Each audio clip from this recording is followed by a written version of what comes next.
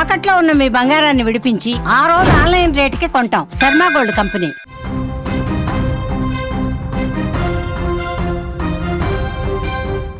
నాన్వేష్ Instagram account close అయినట్లుగా కూడా తెలుస్తుంది. 1.3 మిలియన్ ఫాలోవర్స్ ఉన్న అకౌంట్ అయితే ఇప్పుడు మొత్తానికి ఆపేసినట్టుగా తెలుస్తుంది. అకౌంట్ ను నిర్వాహకులు పూర్తిగా ఆపేశారు. ప్రస్తుతం కరాటే కళ్యాణి ఫిర్యాదు మేరకే ఈ చర్యలు తీసుకున్నట్లుగా కూడా మనకి ప్రస్తుతం తెలుస్తుంది.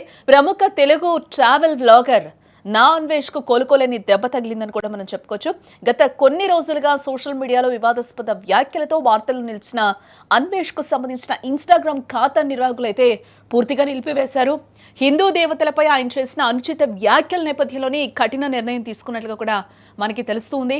అన్వేష్ ఇన్స్టాగ్రామ్ ఖాతాకు సుమారుగా 1.3 మిలియన్ల మంది ఫాలోవర్లు అయితే ఉన్నారు. ట్రావెల్ వీడియోలతో ఎంతో మందిని ఆకట్టుకున్న అన్వేష్ ఒక్కసారిగా వివాదాల్లో చిక్కుకోవడంతో తన ఖాతాను కోల్పోవలసిన సిచ్యువేషన్ ఏర్పడిందని కూడా మనం చెప్పుకోవచ్చు.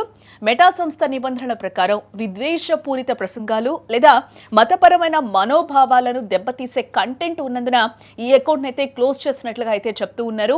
ఏ వ్యవహారంలో నటి కరాటే కళ్యాణి పాత్ర కీలకంగా మారిందని కూడా ఇక్కడ మనం చెప్పుకోవాలి.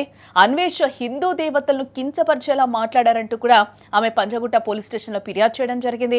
ఏ ఫిర్యాదును సీరియస్ గా తీసుకున్న పోలీసులు తక్షణమే దర్యాప్తును ప్రారంభించారు. అన్వేష్ ఐపీ అడ్రస్ ఇతర లాగిన్ వివరాలను కూడా అందించారని ఇన్స్టాగ్రామ్ యాజమాన్యానికి పోలీసులు అయితే ఒక లేఖ రాయడం కూడా జరిగింది గతంలో. ఆ లేఖ ఆధారంగానే ఇన్స్టాగ్రామ్ ఈ చర్య తీసుకున్నట్లుగా కూడా ప్రస్తుతం మనకి తెలుస్తుంది. కేవలం సోషల్ మీడియా ఖాతా రద్దు కావడమే కాకుండా అన్వేష్ పై తీవ్రమైన క్రిమినల్ కేసులు కూడా ఇప్పటికే నమోదు చేశారు పోలీసులు. కొత్తగా అమల్లోకి వచ్చిన భారతీయ న్యాయ సంహిత మరియు ఐటీ చట్టం కింద పోలీసులు కేసు ఫైల్ చేయడం జరిగింది. విదేశాల్లో ఉండి ఇలాంటి వ్యాఖ్యలు చేయడం ద్వారా అరాచకాన్ని ప్రోత్సహిస్తున్నారని కూడా ఈ ఫిర్యాదులో స్పష్టంగా పేర్కొన్నారు పోలీసులు.